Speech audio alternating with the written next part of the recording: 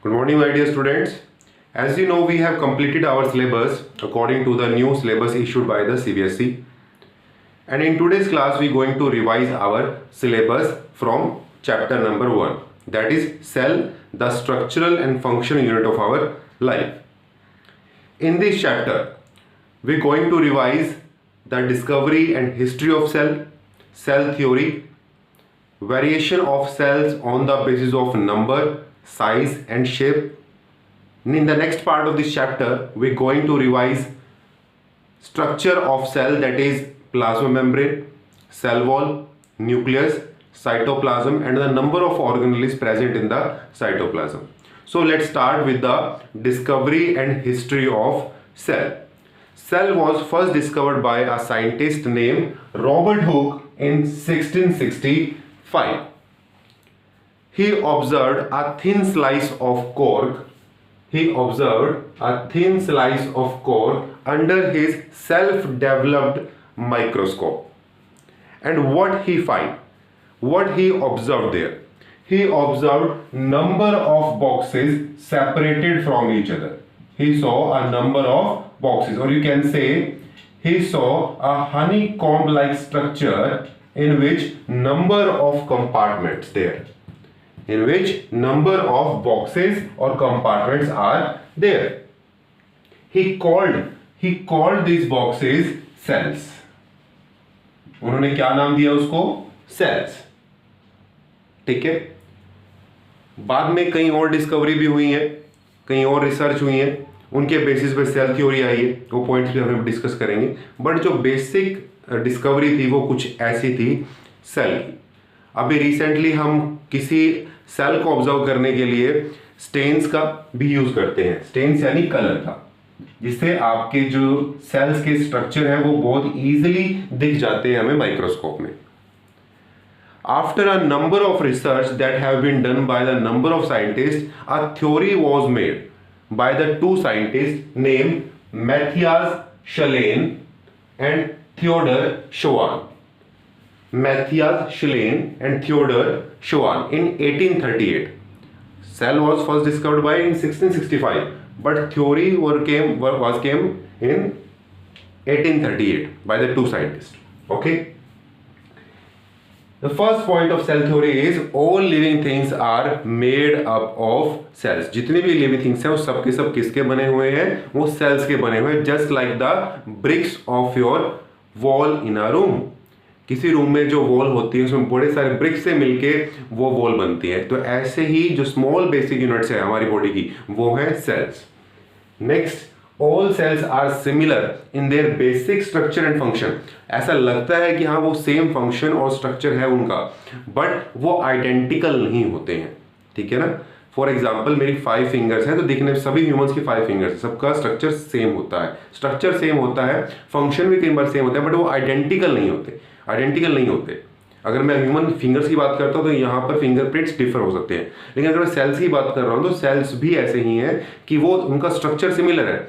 अंदर न्यूक्लियस है, न्यूक्लियस के साथ कुछ साइटोप्लाज्म है, सेल ऑर्गेनेल्स है, वो सभी सेल में है, चाहे वो सेल आपके आइज का सेल हो या ब्रेन का सेल हो. बट अगर हम उनको आइडेंटिकल बोलेंगे तो वो आइडेंटिकल नहीं है. ठीक है ना.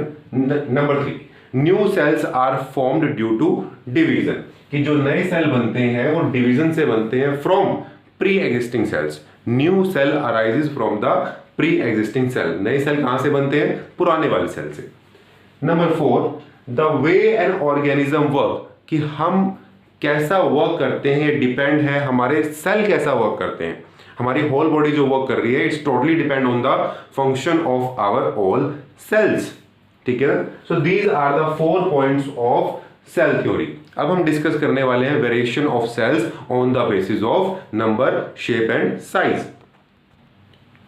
Yes my dear students, if we divide cells on the basis of number, there are 2 type of organisms. An organism in which the whole body consists of only single cell is called unicellular organism, and an organism that consists of a number of cells, that their body consists of number of cells, that type of organisms are we called multicellular organisms. For example, amoeba. Amoeba, bacteria, paramecium, euglena and many more. This type of organisms are unicellular organism, means their body consist of only single cell, and that single cell perform all necessary or basic function of their life, means they perform growth, they perform sexual reproduction, they perform asexual reproduction, they can divide, they can digest the food, means all the basic function of an organism they simply performing with the help of a single cell. But we are multicellular, we have a number of cells. Our body contain around 100 trillion cell.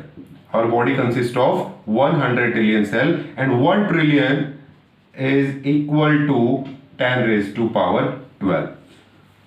And our body contains 100 trillions. With the help of these cells, our body has organs, tissues, and we are much more complex as compared to unicellular, and our body perform many functions that are essentials too as compared to the unicellular organism. That why the rate of survival of multicellular organisms are much more as compared to the survival rate of unicellular organisms. Okay, our lifespan is more, our life is more due to the number of cells.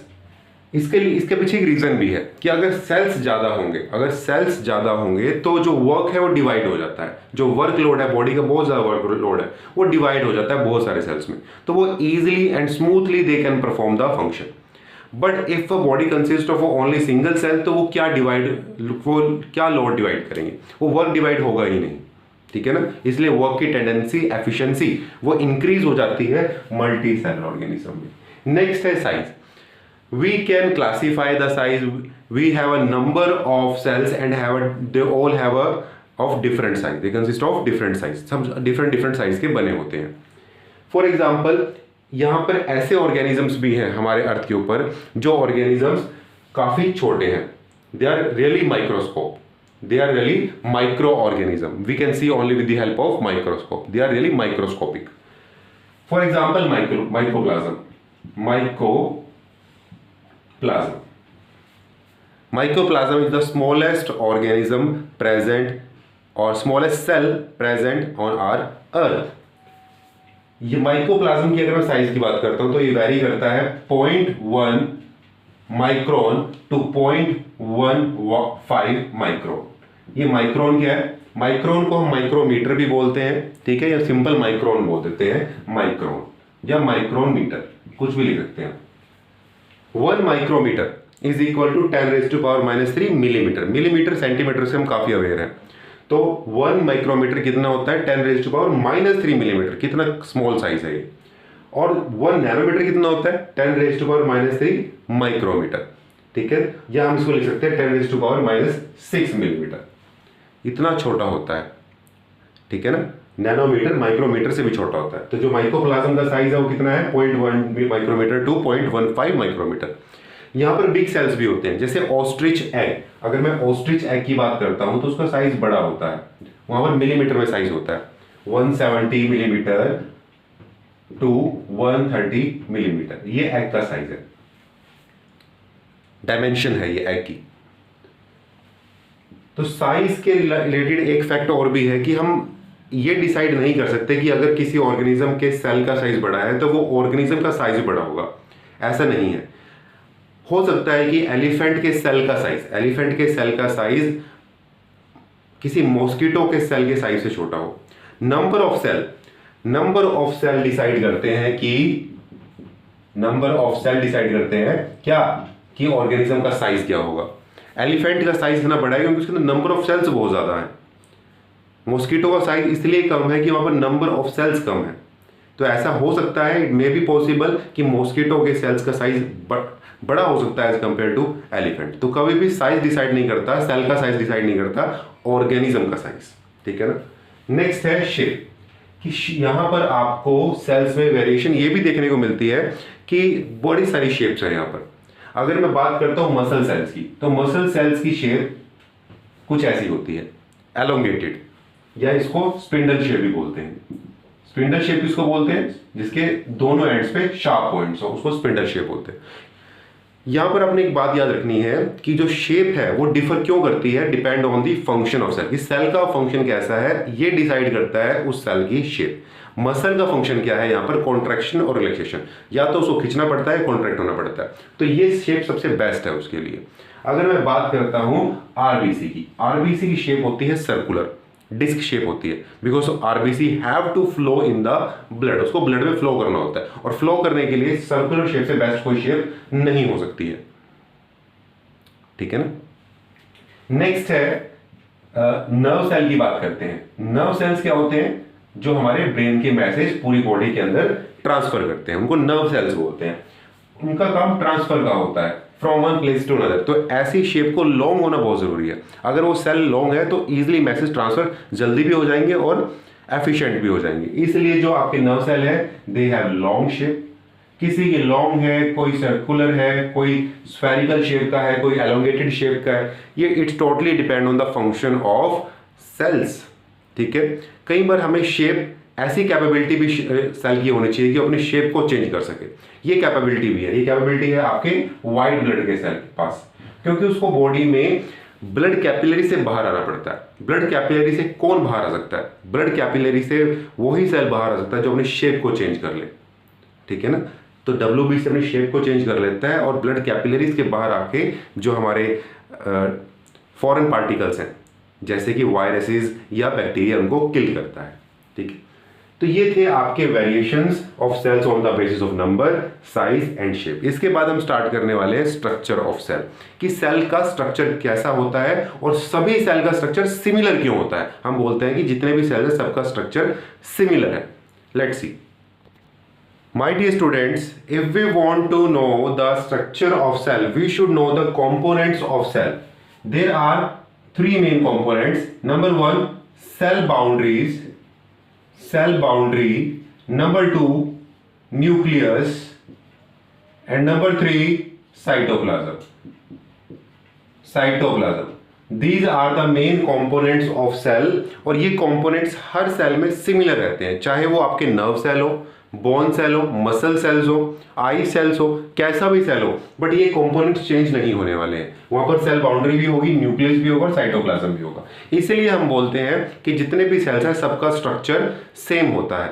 Shape और size की बात नहीं कर रहा हूं यहाँ पे, वो डिफर हो सकते हैं बट उनका स्ट्रक्चर नहीं बदलने वाला, क्योंकि उनके कॉम्पोनेंट्स नहीं बदलने वाले हैं, ठीक है ना। अगर मैं सेल बाउंड्री की बात करता हूं तो सेल बाउंड्री में दो टाइप की बाउंड्रीज होती हैं। Number one, plasma membrane, plasma membrane. Number two, cell wall. Number two, cell wall that is present only in plants, जो सिर्फ प्लांट्स में प्रेजेंट होती है। एनिमल्स में सिर्फ प्लाज्मा मेम्ब्रेन होती है, ठीक है, और प्लांट्स में प्लाज्मा मेम्ब्रेन भी होती है और सेल वॉल भी होती है। ये एक्स्ट्रा कवरिंग होती है, और डबल मेम्ब्रेन होती है। Nucleus and cytoplasm. Cytoplasm is a jelly-like substance that contains a number of small specialized structure called organelles. जो cytoplasm है उसके पास क्या है? छोटी छोटी organelles है, एक ऐसा लिक्विड जिसके अंदर छोटे छोटे पार्टिकल्स हो।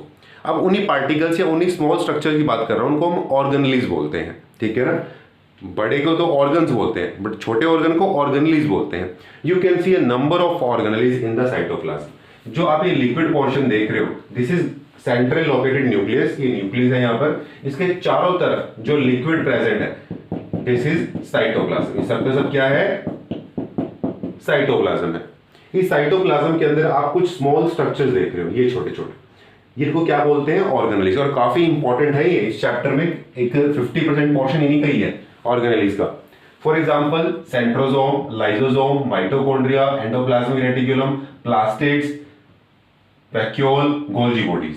1 2 3 4 5 6 7, यहां पर 7 ऑर्गेनेल्स को मैंने लेबल किया इस डायग्राम में। This is the simple diagram of cell.